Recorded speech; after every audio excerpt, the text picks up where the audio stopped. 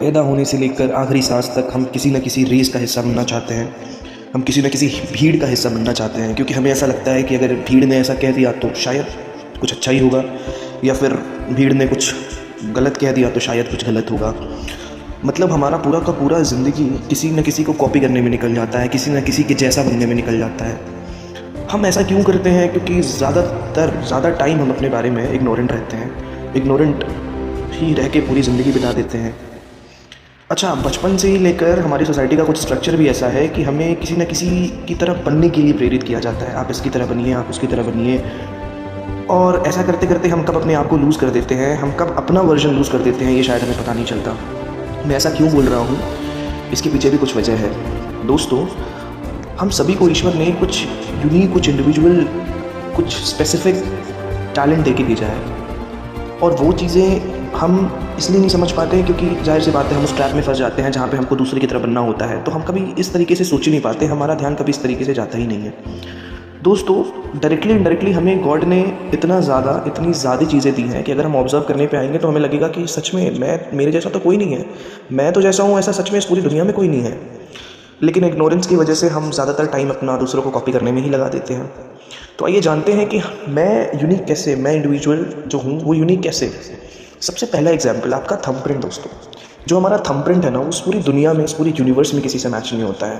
Thumbprint के अलावा हमारी रेटिना भी इस पूरी यूनिवर्स में किसी से मैच नहीं करती। दोस्तों, आंखें एक जैसी हो सकती है, आंखें सिमिलर दिख सकती हैं, लेकिन रेटिना कभी किसी से मैच नहीं करेगी। तीसरा एग्जाम्पल हमारा डीएनए प्रिंट, जो कि हमारा डीएनए जो किसी स्पेसिफिक बिहेवियर के लिए रिस्पॉन्सिबल होता है, वो डीएनए प्रिंट भी पूरी दुनिया में किसी से मैच नहीं करता है। चौथा एग्जाम्पल हमारा वोकल प्रिंट।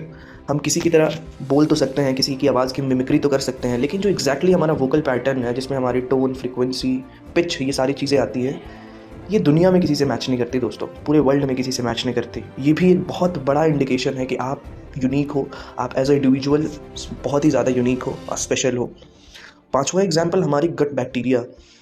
हमारी गट में जो बैक्टीरिया होती है वो खाने को डाइजेस्ट करने में हेल्प करती है। वो बैक्टीरिया भी होती तो सभी के में है, लेकिन उसके पैटर्न सबके में अलग अलग होते हैं। छठा एग्जाम्पल हमारे ब्रेन वेव्स। जो हमारे ब्रेन वेव्स होते हैं दोस्तों, हमारे ब्रेन में जितनी भी तरीके की वेव्स होती हैं, उसके पैटर्न्स भी अलग अलग होते हैं हम सभी में। यहाँ तक कि हमारा लिप लाइन स्ट्रक्चर, जो हमारा जॉ का स्ट्रक्चर है, लिप लाइन स्ट्रक्चर है, ये किसी की तरह सिमिलर तो दिख सकता है, लेकिन एग्जैक्टली सिमिलर कभी नहीं हो सकता। अब इतने ढेर सारे एग्जाम्पल्स, ये तो कुछ ऐसे हैं जो हम ऑब्जर्व डायरेक्टली या इनडायरेक्टली किसी न किसी रिसर्च के थ्रू, किसी न किसी चीज़ों के थ्रू कर सकते हैं। तो इस वजह से हम जानते हैं। ऐसे ही हज़ार चीज़ें जो अभी हम नहीं जानते हैं दोस्तों, उस ईश्वर ने हमें दिया है। यानी ईश्वर के पास भी, उस नेचर के पास भी हमारा अलग आईडी कार्ड है। जैसे हमारा यहाँ पे आईडी कार्ड है, वैसे उस ईश्वर के पास भी हमारा आईडी कार्ड है। और होता बिल्कुल उल्टा है। पैदा होने से लेके ही हम किसी और को कॉपी करना शुरू कर देते हैं, हम किसी की तरह बनना शुरू कर देते हैं। हम सभी को ईश्वर ने अलग टैलेंट दे के भेजा है।